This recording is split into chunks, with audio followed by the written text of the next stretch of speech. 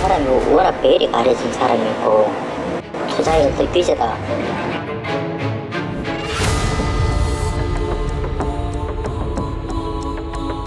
우리 K1 CEO 조희탄 기자님을 주셔서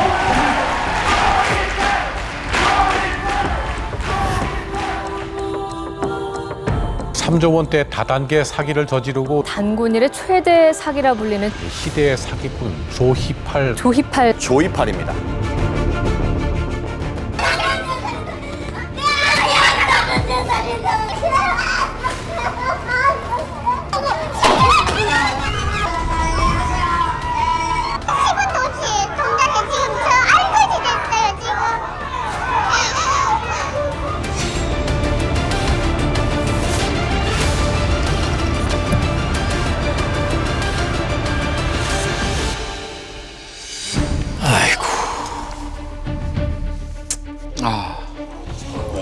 조이팔. 아휴. 오랜 기간 대한민국을 떠들썩하게 만들었던 사건입니다. 희대의 사기꾼 조희팔 사건을 라이브 이슈에서 오늘 다뤄봅니다. 와. 지금 피해 금액이 5조 원입니다. 5조 원에 진짜 너무 놀랐어요. 기업이다, 기업. 그러니까 조이팔의 사기는 2004년 대구에 본사를 둔 BMC라는 회사를 설립하면서부터 시작이 됩니다. 이 회사는 불특정 다수로부터 투자금을 받는 형식으로 운영이 됐는데요.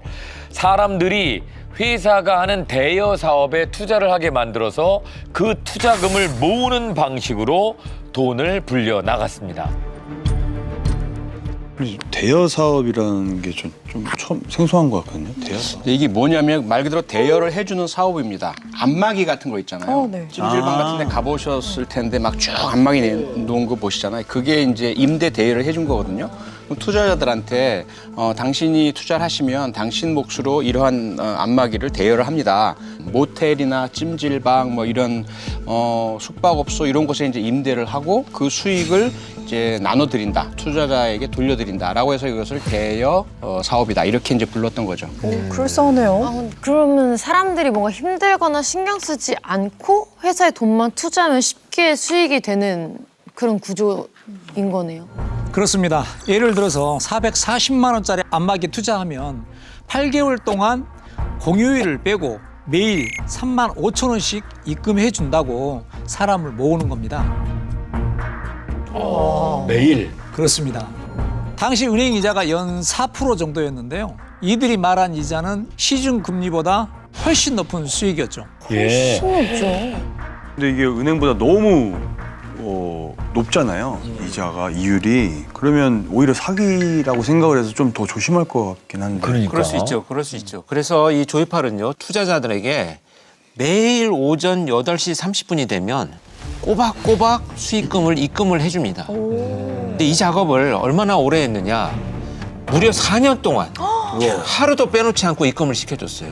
아니 근데 믿겠어요, 4년을. 4년이면 믿죠. 뭐 1, 2년도 믿을 그리고 한국에. 지금 실제로 수익이 난 거예요. 그 뭐 돈이 있었으니까 주는 거 아니겠습니까? 그렇진 않고요. 이 회사 좀 잘 들어보셔야 될 것 같은데요. 안마기를 아무리 많은 숙박업소나 찜질방에 설치한다고 한들 그 임대 수익료가 과연 그 기기 자체의 비용을 넘어설 정도가 되려면 얼마나 오래 있어야 될까요? 그렇죠? 계속해서 수익금이 나와야 될 테고 그건 거의 불가능한 사업입니다. 사실은. 그런데 4년 동안 어떻게 그 많은 투자자들에게 매일 아침에 일정한 수익금을 줄 수 있었냐? 한마디로 쉽게 말씀드리면 아랫돌 빼서 윗돌 괴는 방식이었습니다. 즉 다른 투자자들 새로 들어오면 그 투자자들의 돈으로 이미 투자한 사람들에게 우리 수익 났습니다라고 해서 수익을 나눠주는 방식인 거죠. 이러한 사기를 피라미드 폰지 사기라고 합니다. 네, 폰지 사기 많이 알죠. 들어보죠. 들어는 봤는데. 네. 돌려막기. 새로운 투자자들에는 고수익이 보장된다는 투자 설명회를 개최하면서 자신들이 운영하는 제품 전시장 견학을 시켜주기도 했고요. 또 일부 안마기기의 렌탈이 이루어지는 현장을 보여주면서 정상적인 영업이 되는 것처럼 투자자들을 현혹시켰습니다. 조이팔이 직접 한 이야기를 한번 좀 들어보시겠습니다. 자, 2008년 9월 18일에 계열사 출범식입니다.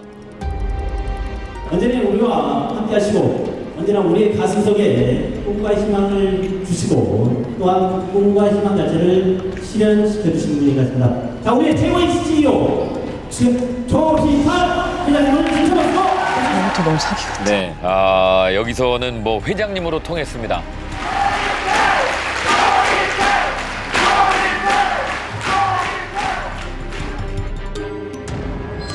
사람들의 환호를 받으면서 조이팔이 등장을 했고요. 회장이 달리 회장이 아니고 제가 먼저 시작하다 보니까 저한테 줄 직책이 없어갖고 날 보고 뭐 고만하라 걸 수 없어갖고 회장을 하라고 했는 것 같습니다. 그래서 대기입니다. 떠밀려가지고. 어쩔 수 없이 회장이 됐다는 조이팔의 이야기입니다. 정말 내가 할 수 있을까라는 어떤 그런 엄청난 생각에 사로잡혀가 2달을 고민 끝에 그래 좋다 하고 야, 정말 내 생의 마지막이라고 생각하고 내 팔자 운명이다. 지금 작지만서도 우리 계열사들이 지금도 무럭무럭 자라고 있습니다. 그 계열사들의 이익금으로 여러분들의 재산이라 할 수 있는 임대 배당금 충실히 잘 나오고 하다못해 부장, 국장 급여 정도라도 여러분들한테 평생 붙지 않았던 연금처럼 주어준다라면 뭐 그 이상 바랄 거 있습니까? 없죠. 강연 내내 화려한 언변으로 투자자들을 현혹시킵니다. 뭐 이혼 부담은 전혀 없습니다. 얼마나 더 많은 이익금이 얼마나 더 되나 덜 되나 하는 문제지 뭐 그 원금 손실이라든지 이런 부분은 뭐 전혀 없습니다. 전형적인 사기 멘트죠. 네. 원금 소실 없다. 위험 부담이 전혀 없다면서 사람들에게 계속 투자를 유도합니다. 근데 약간 뭔가 진짜 다단계 시초 같은 느낌? 네. 근데 아까도 그렇게 얘기하잖아요. 뭐 나서고 싶지 않은데 여러분들이 자꾸 이렇게 등 떠미니까 내가 그냥 합니다. 뭐 이런 식으로. 욕심 없는 것처럼. 욕심 없는 것처럼. 네, 이 수법을 학습한 과정은 이렇습니다. 초등학교만 겨우 졸업했던 이 조이팔은요, 빅마운트 컴퍼니를 설립하기 전에 친형이 다니고 있었던 회사에 취직을 하게 됩니다. 그런데 이 회사가 바로 다단계 사업체의 원조라고 불리던 SMK 회사였습니다.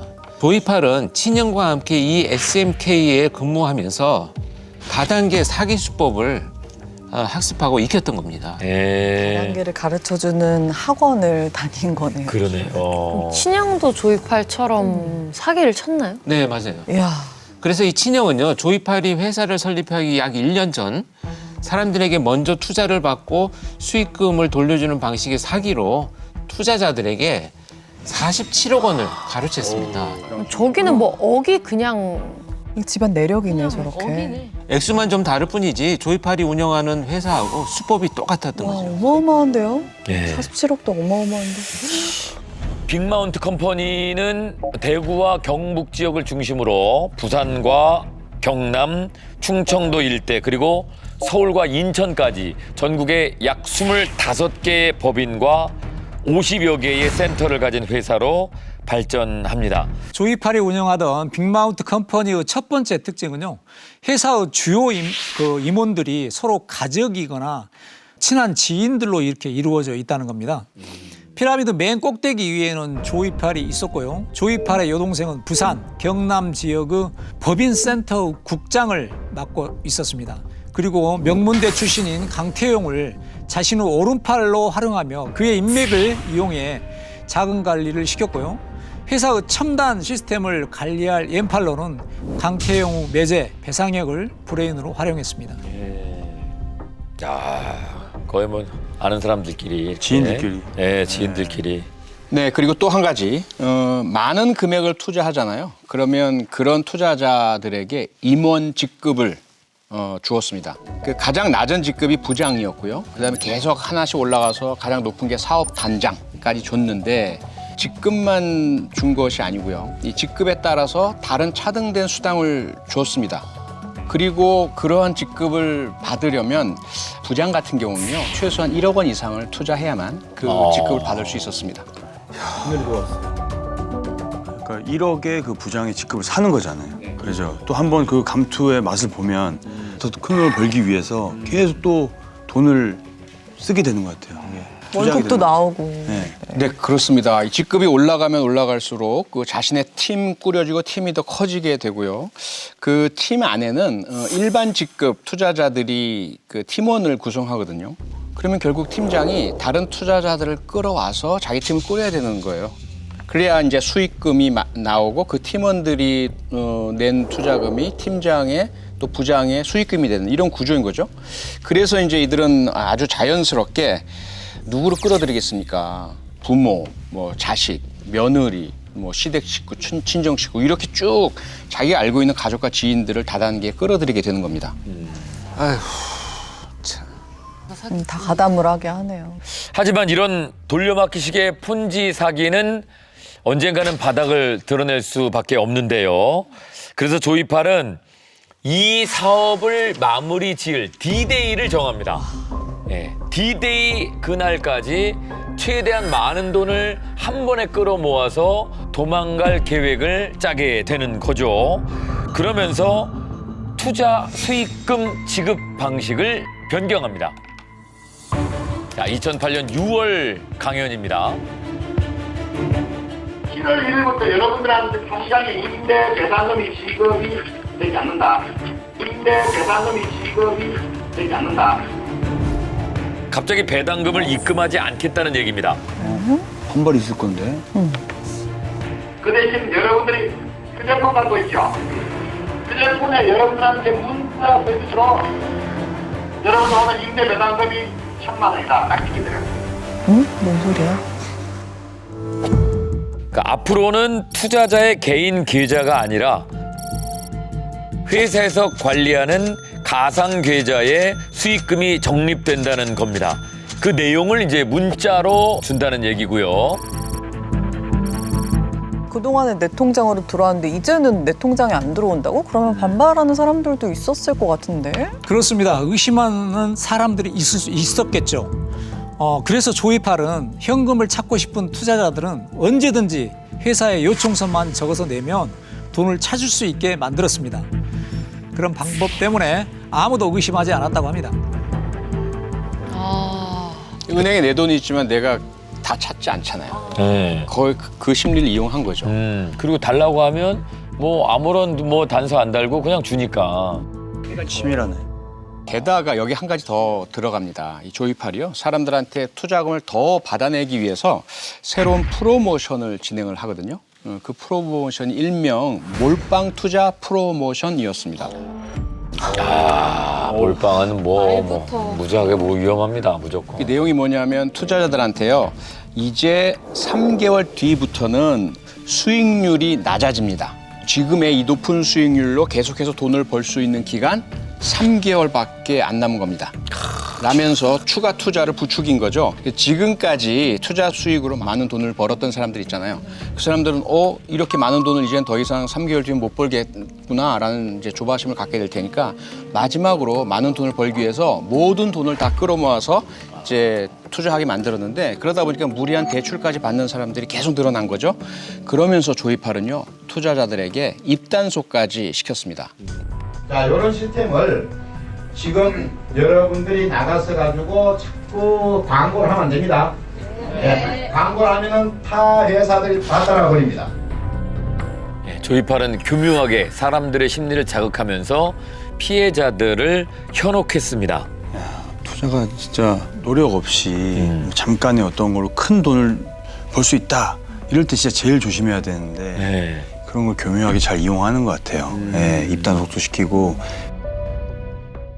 이날은 바로 조이팔이 3개월 후면 수익이 낮아집니다라고 예고했던 그날입니다. 그리고 이날은 그가 손꼽아 기다려온 D-Day였습니다.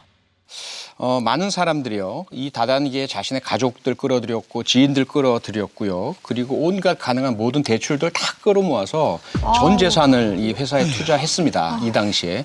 바로 그때 정말 믿을 수 없는 충격적인 소식이 들려왔습니다. 어떤 소식이냐면요. 조희팔과 모든 임원들이 갑자기 자취를 감추고 잠적했다는 소식이었습니다. 이른바 몰빵 투자까지 참여해서 조이팔에게 사기 피해를 입은 사람이 무려 7만 명입니다. 피해 금액만 5조 원이 넘었고요. 이렇게 대한민국 사상 최대의 그리고 최악의 다단계 사기가 발생했습니다. 그런데 이렇게 큰 액수의 피해를 입은 분들은요, 대부분 서민들이었고요. 경제적으로도 취약한 40대에서 60대의 여성 주부들이 많았습니다. 조이팔의 잠적 소식을 들은 피해자들의 당시 상황을 한번 보시죠.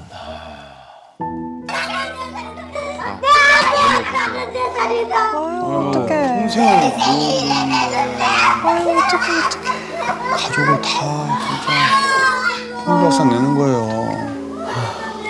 아, 진짜 이건 살인범죄예요, 살인범죄. 간접 살인이신. 피해자만 7만 명이고요. 대부분 서민들이었습니다.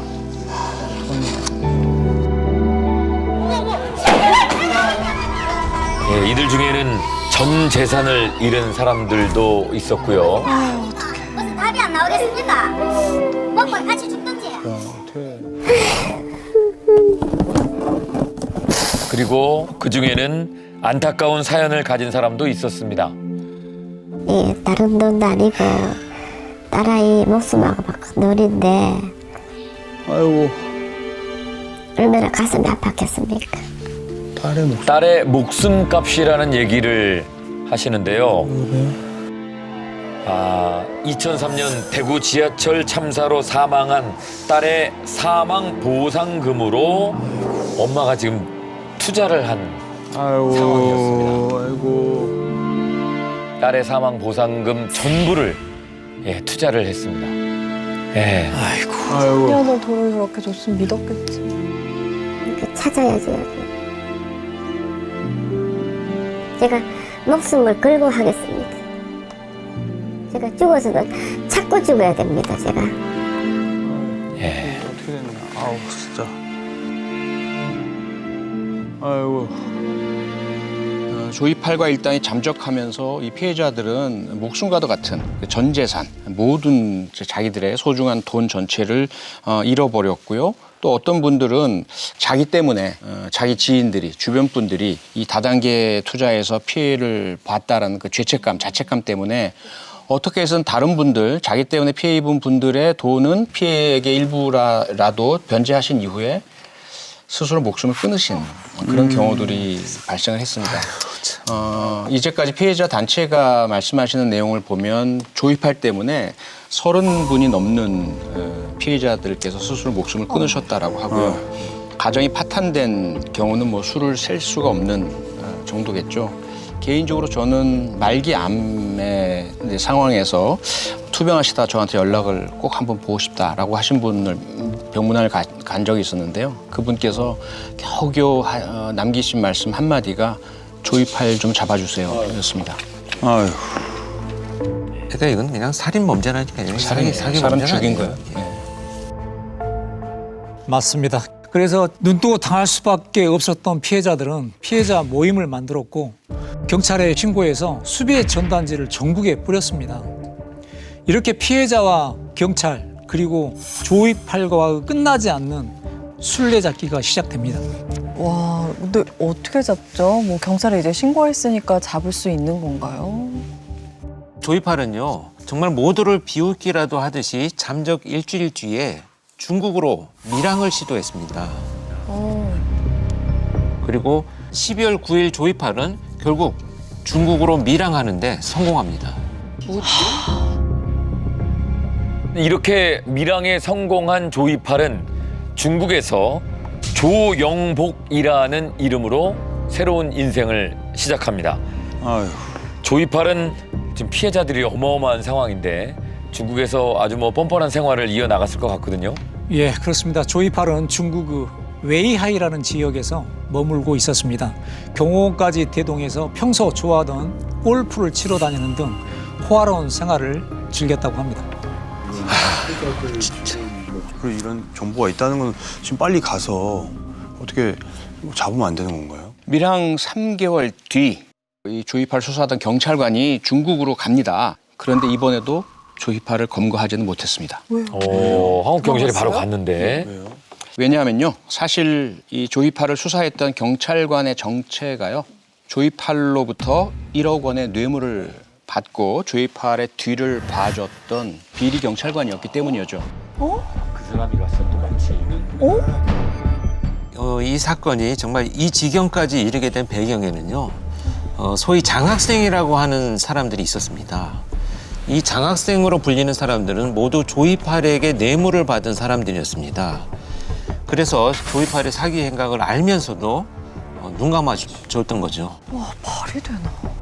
정제기할 거 없이 모든 곳에 조이팔의 장학생들이 있었는데요. 이후에 수사를 통해서 장학생의 리스트가 공개가 됐습니다. 조이팔이 밀항하기 전에 그에게서 5억 원을 받은 지역 경찰관이 있었고요. 대구지검 서부지청 소속 과장과 모 검사는 조이팔로부터 각각 10억 원의 대가를 받아서 수사를 무마해주는 이런 역할들을 해왔다고 합니다. 이렇게 곳곳에서 조이팔의 돈을 받고 뒤를 봐주던 소위 장학생의 수가 40명이 넘는다라는 주장도 있습니다. 그리고 이 모든 장학생 관리는 조이팔의 오른팔이었던 강태용이 도맡아 해왔습니다. 40년. 이게 돈이 막 5조 원 이렇게 되니까 막 돈으로 다 매수를 크네요. 하는구나. 5억, 10억. 일명 장학생이라 불리는 사람들의 도움으로 조이팔이 호화로운 생활을 하고 있을 때 피해자들은 피눈물을 흘리고 있었습니다. 그런데 그때 피해자들을 충격에 빠뜨린 소식이 한국에 전해집니다. 조이팔 밀항 후 3년이 지난 시점 2011년 12월에 장례식 영상이 공개됩니다. 자, 관 위에 헌화하는 사람들이 보이고요. 예, 우는 사람도 보이고. 자, 지금 관 안에 있는 얼굴, 예, 낯이 익은 얼굴이죠. 응? 잠적했던 조이팔이 진짜 중국에서 사망했다라는 그런 영상입니다. 얼굴 뭔가 되게 가짜 같아. 이 조희팔 사건 기억하시는지요? 희대 사기꾼 조희팔이 사기꾼 조희팔 씨가 중국에서 사망한 것으로 확인되었습니다. 네. 야, 사기꾼이니까 이것도. 예. 자, 갑자기 조이팔이 사망했다는 뉴스가 나왔습니다. 야, 저거 죽었다는 것도 거짓말 같은데. 근데 이게 안 믿겨지죠. 그래서 아직도 안 죽었을 거다, 살아있을 거다 그런 생각하는 분들 진짜 많은 것 그 같아요. 얘기도 있고. 이게 진짜일까요? 이게 진짜 죽은 겁니까? 예, 조이팔이 중국으로 밀항한 지 약 3년이 지난 2011년 12월 19일 조이팔이 중국 한 호텔 식당에서 자신의 내연녀 등 지인들과 함께 식사를 하면서 술을 조금 마셨다고 합니다. 이후 급체를 호소했고 병원 이송 도중 급성 심근경색으로 사망했다는 겁니다. 이것도 사기일 것 같아. 그냥 이 사람이 말하는 건 다 거짓말 같고 인생 자체가 그냥 다 사기 같아요. 저는 일단 지금 저 장면에서 저렇게 관이 얼굴이 보이는 관이 왜 저런 분도 의심스러운데 얼굴도 이게 누워서 눈 감고 있는 것처럼 뭔가 핏기도 있어 보여요. 근데 저는 핏기도 있어 보이고. 그렇습니다. 동현 씨처럼 생각하는 사람들이 많았습니다. 사람들은 조이팔의 그 장례식 영상도 조작된 거라고 주장했습니다. 그러면서 영상의 진위 여부에 많은 관심이 쏠렸는데요. 네. 저 당연하죠. 뭐 갑자기 죽었다는데 안 믿겨지죠. 또 사기치나 했겠죠. 그래서 사실 당시에 제가 직접 중국에 갔었습니다. 그래서 조희팔의 저 장례 영상이 촬영된 곳 그 장소에 직접 다녀오기도 했었거든요. 아, 그래요? 그중에 가장 이제 첫 번째는 저게 가능하긴 한가. 가짜로 만약에 일부러 만든다면 가능하긴 한가. 이것부터 이제 확인을 해야 되잖아요. 그 관계자들 사무실에 가서 한번 요청을 해봤어요. 우리가 방송 때문에 장례식 영상을 가짜로 좀 찍고 싶은데 가능합니까?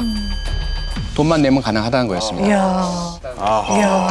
그러면서 이미 여러 중국 내에서도 가짜 혹은 뭐 그런 촬영용 장례식을 찍은 적이 있다. 이렇게 이제 이야기를 했습니다. 그래서 얼마든지 그건 가능하다라는 것이었고요. 둘째, 사전에 이제 제가 미리 전문가들한테 여쭤봤을 때 살아있는 사람이 죽은 척 한 거라면 호흡을 할 수밖에 없다. 그러면 위에 있는 투명한 그것이 플라스틱이건 유리건 입김이 서릴 수밖에 없다. 그렇죠. 제가 직접 똑같은 복장으로 돈을 내고 저 조입하라고 똑같은 곳에 일부러 찾아달라 그래서 누웠어요. 그리고 나서 10여 분 동안 있어 봤거든요. 그랬더니 입김이 서리지 않습니다.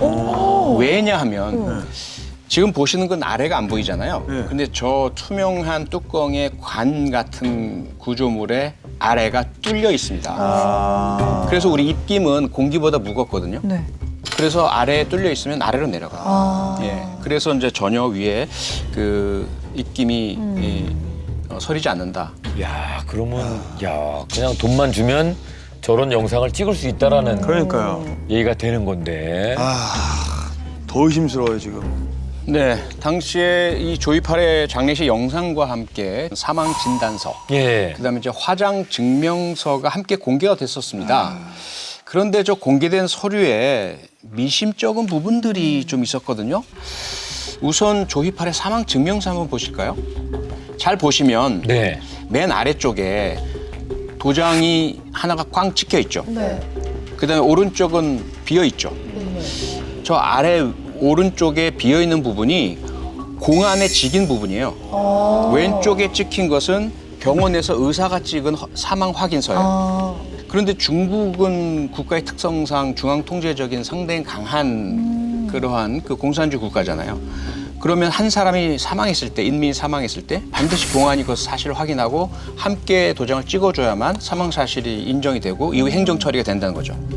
그런데 조이팔의 사망 증명서의 경우에는 공안에 그 확인 직인이 생략돼 있었던 겁니다. 공안은 돈으로 섭렵하지 못했나 보다. 외국인이라서 그럴 수 있나요? 아니요. 저 신분은 조영복, 맨 위에 보시면 조이팔에는 조영복으로 쓰여 있어요. 조영복이라는 사람은 실존 인물입니다. 길림성 쪽에서 살던 조선족 중국 그 인민이죠. 중국 공인이죠. 그래서 다 중국 호적이랑 이런 걸 다 갖고 있는 사람이에요. 그래서 사망 처리도 이 조영복의 사망으로 처리가 되어 있어요. 그 신분을 이용을 한 거죠. 모든 증명서, 모든 조영복의, 그리고 조영복을 계속 대동하고 다녔다고 그 주변 사람들 증언이 확보되어 있습니다. 그 다음에 중요한 게 화장 증명서이거든요. 자세히 보시면 모순되는 부분이 있습니다. 사망일이 12월 19일이라고 적혀 있죠. 그 밑에는 이제 화장한 날짜가 12월 21일로 적혀 있죠. 그런데요, 이 발급된 날짜 12월 11일로 이게 시간을 거꾸로 올라간 거죠. 어떻게 저런 실수를? 19일 날 사망이고 21일 날 화장인데 8일 전에 발급이 되어 있는 형태입니다. 사망 전에 작성한 거예요? 어떻게 저럴 수가 있어요? 물론 이제 행정 실수일 수도 있겠죠. 과거에 이미 그 발행된 걸 가져와서 했거나 하지만 어쨌건 공식적으로 제출된 두 가지의 사망 확인 서류가 둘 다 문제가 있는 겁니다. 그런 부분들 때문에 그 피해자분들 많은 사람들이 조이팔이 자신의 죽음을 가짜로 꾸며냈다라고 주장을 했던 거죠. 근데 말만 잘하고 뒤처리는 항상 좀 잘 못하시네. 그러니까 저런 실수를 어떻게 할 수가 있어요? 정상적인 게 없어요. 당시에 제가 그 실제 사망을 확인했던 병원 확인을 해봤더니 그날 사람이 응급실에 그 응급차를 타고 실려온 사실은 확인이 돼요. 기록상이 확인이 돼요. 그 다음에 이후에 사망한 것도 확인이 됩니다. 그런데 그 이후에 과연 그 사람이 누구인지에 대한 신원 확인은 병원의 역할은 아니거든요. 거기서부터 이제 문제가 생기는 거죠. 그 다음에 이제 앞서 제출된 저 두 가지 서류 있죠. 저 서류들은 우리나라 돈으로 약 2만 원만 주면 얼마든지 위조 서류를 만들어 주겠다라는 그런 브로커들이 있었고 실제로도 확보가 가능했습니다. 자, 이 상황에서요. 여러분들이 궁금할 게 더 있을 것 같은데요. 장례식을 하는 영상은 어떻게 누가 촬영을 하고 공개가 된 것일까? 그러니까요. 이걸 확인을 해봐야 되겠죠. 사실 조이팔에게는요. 비서 역할을 한 최측근이 한 명 더 있었습니다. 바로 조이팔의 조카였습니다. 그 조이팔의 조카가 사람들이 삼촌의 죽음을 믿지 않을까 봐 영상을 찍어서 공개했다는 겁니다. 뭔 소리? 이게 직접 공개했다고 하니까 이게 사실이니까 믿어 약간 이런 식으로 좀 억지로 정보를 주는 느낌이고 그래서 더 가짜 같은 느낌? 아니 그러니까 이제 죽었으니까 돈 얘기하지 마 약간 이런 느낌? 그렇습니다. 조이팔의 장례식 영상이 언론에 공개되면서 오히려 조이팔의 죽음에 대한 더 의구심을 갖게 된 피해자들은 조이팔이 살아있을 거라고 생각하며 그 행방을 찾아 나섰습니다. 조이팔을 목격했다, 심지어 조이팔을 만났다는 제보자들이 들어오기도 했습니다. 이런 제보 때문에 피해자들은 조이팔이 실제로 살아있다고 더욱 믿을 수밖에 없었던 겁니다.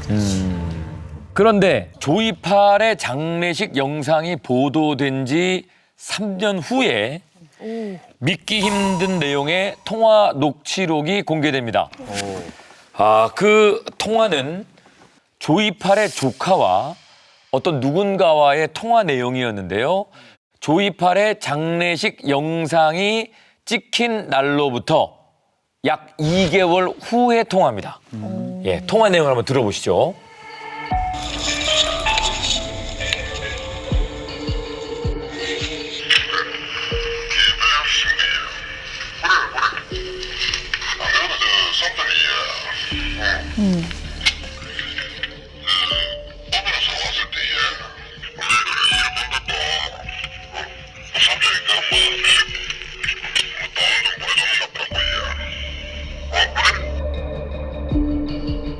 예, 조이팔로 추정되는 삼촌이 변호사에게 돈을 보내줬다라는 내용입니다. 네?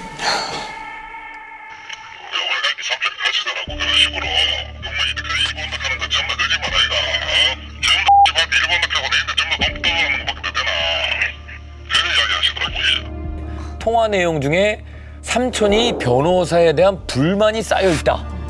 이런 얘기를 합니다. 이번에 가니까 했어.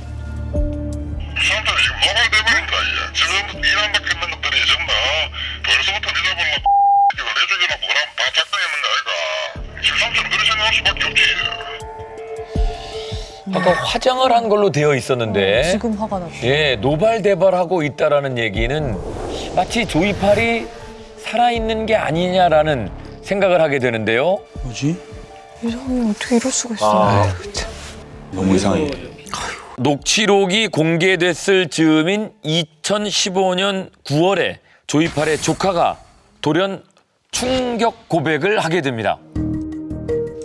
네, 그렇습니다. 조이팔의 조카가 오른팔 강태용이 은신하고 있는 곳의 위치를 경찰에 제보하게 됩니다. 예. 왜? 왜 갑자기 마음이 바뀌었지? 돈을 안 줬나? 돈을 안 줬나? 아니 거짓 제보, 아니 복수, 뭐지? 그래서 조카가 알려준 장소에 가보니까 정말 조이팔의 오른팔 강태용이 있었습니다. 이렇게 2015년 10월 도피 7년 만에 조이팔의 오른팔 금고지기 강태용이 공안에 붙잡혔습니다. 와, 그래도 누구 잡긴 잡았네요. 그러네요. 뭐 최측근이니까 뭐 이 사람이라도 캐면 뭐가 나오지 않을까요? 근데 조카는 뭔가 강태용의 이상하다, 위치를 근데. 알려준 게 예. 뭔가 뭐 배신하는 건지 그렇죠. 아니면 그 안에서도 뭔가 네. 돈에 의해서 욕심을 내다가 틀어진 건지 궁금하긴 해요. 뭔가 밝혀졌나요? 사연이 있겠죠. 네, 당시 언론에 보도된 내용에 따르면 검찰과 조이팔 조카가 거래를 했다고 합니다. 그래서 검찰이 조카에게 강태용의 도피, 은신 과정에서 돈 거래를 한 것과 이를 방조한 혐의에 대해서 처벌하지 않겠다는 조건을 제시를 했다는 거죠. 그래서 이 검찰의 제안을 받은 조카는 강태용 은신처에 대한 진술을 했던 것으로 보입니다. 야, 자기 살려고 이제 배신을 했는데 그럼 더 뭘 할 수 있지 않나? 네. 자, 그런데 강태용이 검거된 지 열흘 후에 믿을 수 없는 소식이 들려왔습니다. 제발 잡혔으면 좋겠다. 바로 강태용의 위치를 제보한 조카가 네. 스스로 목숨을 끊었다는 소식이었습니다. 맞아. 이랬던 것 같아, 뭔가. 네.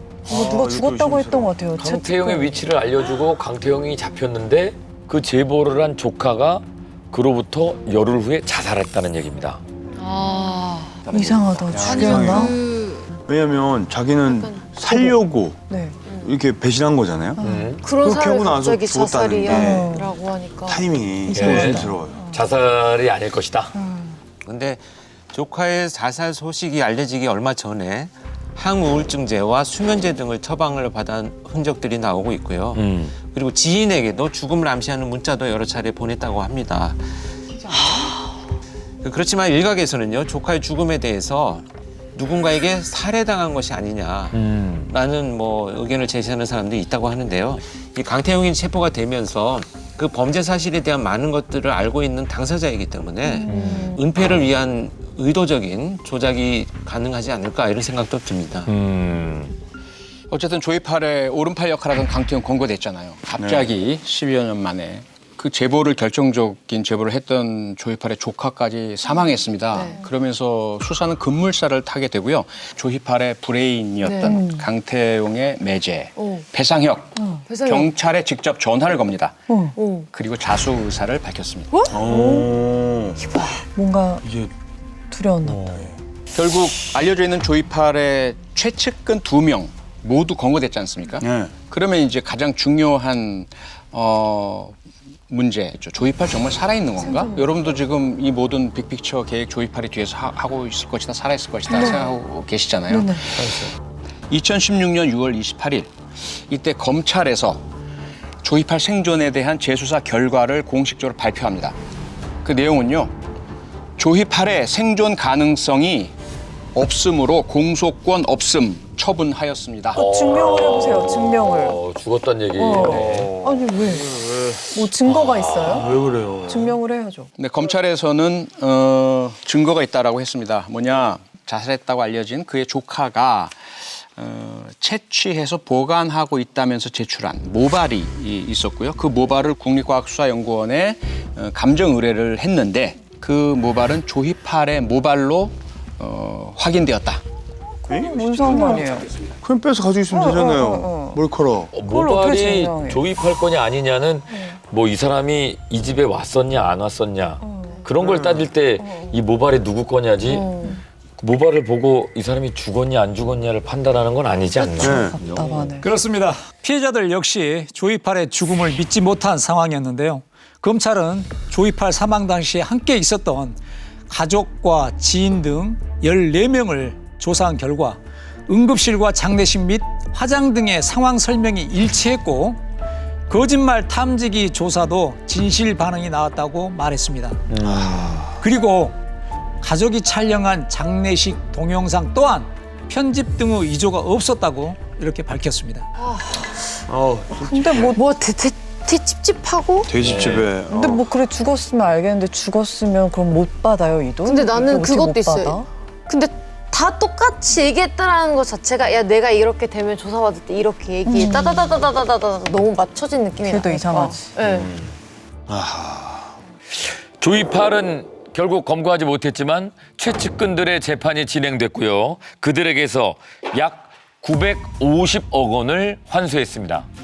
아니, 피해액이 5조였는데 사실 950억도 되게 큰 돈이긴 한데 네, 피해액과 비교하면 너무 적죠. 어찌되었건 950억을 환수를 했지만 전체 피해자가 약 7만 명이라고 하잖아요. 그렇다면 피해자들이 계산을 해보니까 약 130만 원 정도에 돌아갈 수 있을 정도의 금액입니다. 전 재산을 넣은 분도 있는데 안마의자 값도 안 나와요. 너무 적은 돈입니다. 잡힌 범인들은 처벌을 어떻게 받았습니까? 네, 처벌을 받게 됩니다. 체포된 사람 중에 조이팔의 오른팔 역할을 한 강태용 이자에 대해서는 뇌물공여죄, 또 특가법상 사기죄, 그리고 횡령 혐의 등이 적용이 됐고요. 징역 22년, 그리고 추징금 125억 원이 선고됐습니다. 그리고 이제 조이팔의 왼팔이라고 불렸던 브레인이라고 불렸던 배상혁 같은 경우에는 횡령과 범죄 수익 은닉 규제 등에 관한 법률 위반 혐의 유죄 판결을 받게 됩니다. 그리고 징역 11년형을 선고받았습니다. 너무 작은데 살인인데 살인 진짜. 돈이 금액이 큰데 그러니까요. 200~300년은 해야지. 이 장학생들은 처벌 안 받았나요? 그동안에 있던? 네, 근데 사실 이게 우리가 이제 뭐 이 조이팔의 표현에 의해서 장학생이라고 표현을 하지만 이거 다 공범들이잖아요. 뇌물 수수잖아요, 뇌물. 그래서 이 확인된 조이팔의 이 소위 장학생 공범들은요 대부분 처벌을 받기는 했습니다.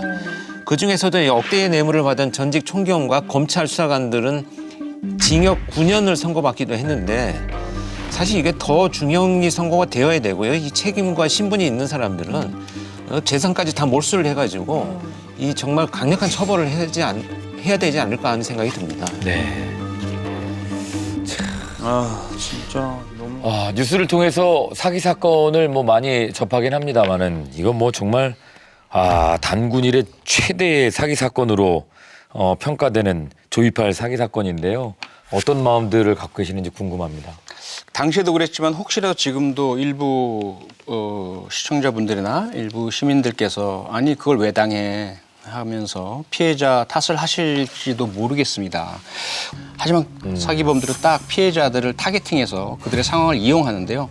피해자들에게 아는 사람, 믿을 만한 사람들을 포섭해서 가도록 만들고요. 이거 제가 책임지고 아주 더 의미 있게 쓰실 수 있도록 해드릴 테니까 투자하시라. 이런 식으로 접근하거든요. 나중에 이분들은 말씀을 못 하시는 거예요.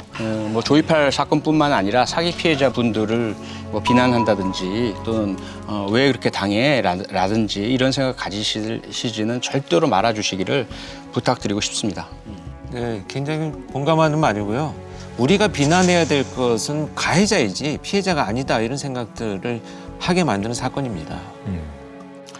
피해자분들을 생각하면 가슴 아프고 안타깝지만 또 공범인 조이팔의 장학생들을 보면은 민낯을 보고 있는 것 같아서 참 씁쓸합니다. 제복을 욕되게 하는 조이팔의 장학생 같은 이런 비공직자들은 없어져야 합니다. 네. 조이팔은 공식적으로 사망했다고 결론이 났는데요. 수많은 피해자와 또 그 피해자의 가족들의 고통은 여전히 현재 진행형으로 있습니다. 이분들의 피해 회복이 꼭 이루어지길 기대해 봅니다. 모두의 즐거움 MBC EVERYONE.